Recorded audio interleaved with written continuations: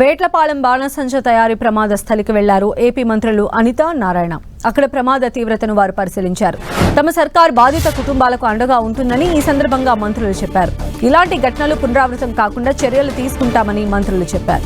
ఈ ప్రమాదంలో గాయపడ్డ వారిలో 8 మంది క్షతగాత్రులు ప్రస్తుతం జీజీహెచ్లో చికిత్స పొందుతూ ఉన్నారు.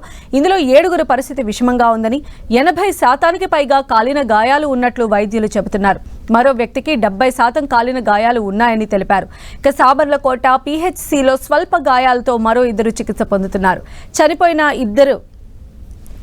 20 మందికి సామర్లకోటలో శవ పంచనామా చేస్తున్నారు వైద్యులు. ఇప్పటి వరకు 12 మృతదేహాలను పోస్టుమార్టం చేసి వైద్యులు డెడ్ బాడీలను వారి కుటుంబ సభ్యులకు అందజేశారు.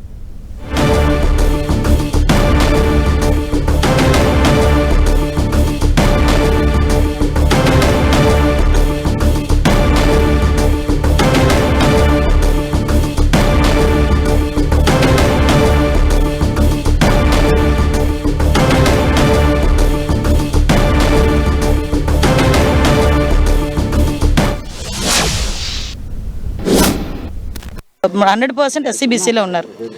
వాళ్ళందరూ కూడా రోజువారీ కూలి పని చేసుకుని బతికే బతుకులు.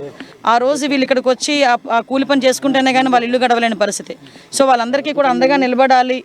ఎవరు తప్పిదం ఎవరిదైనప్పుడు తర్వాత విషయం, కానీ ముందు మనం అండగా నిలబడాలనే ఉద్దేశంతో గౌరవ సీఎం గారు కూడా ప్రభుత్వం తరపు నుంచి 20 లక్షల రూపాయలు ఎక్స్గ్రేషియా, అదేవిధంగా కుటుంబ సభ్యులకి ఇల్లు లేవన్న వాళ్ళకి హౌసింగ్ ఇవ్వడానికి, కొంతమంది తల్లిదండ్రులు కోల్పోయిన ఇద్దరిని కోల్పోయిన పిల్లల్ని కూడా చదివించే బాధ్యత, ఇవన్నీ కూడా గౌరవ ముఖ్యమంత్రి గారు, అదేవిధంగా మన మాధవ్ గారు, అదేవిధంగా గౌరవ పవన్ కళ్యాణ్ గారు అందరూ కలిపి తీసుకున్న నిర్ణయం నేను అనౌన్స్మెంట్ చేయడం జరిగింది. ఇలాంటి సంఘటనలు పునరావృతం కాకుండా చూసే బాధ్యతను కూడా మేము తీసుకుంటున్నాం. యాక్చువల్గా 8 మందికి పర్మిషన్ ఉంది. అయితే ఈ పండగల వల్ల ఎక్కువ క్రాకర్స్ కావాలని ఆర్డర్స్ వచ్చినాయని వాళ్ళు 31 మంది దాకా పెట్టారని, బహుశా ఆ పెట్టిన వాళ్ళలో ఎక్కువ మంది అన్స్కిల్డ్ అయి ఉంటారు.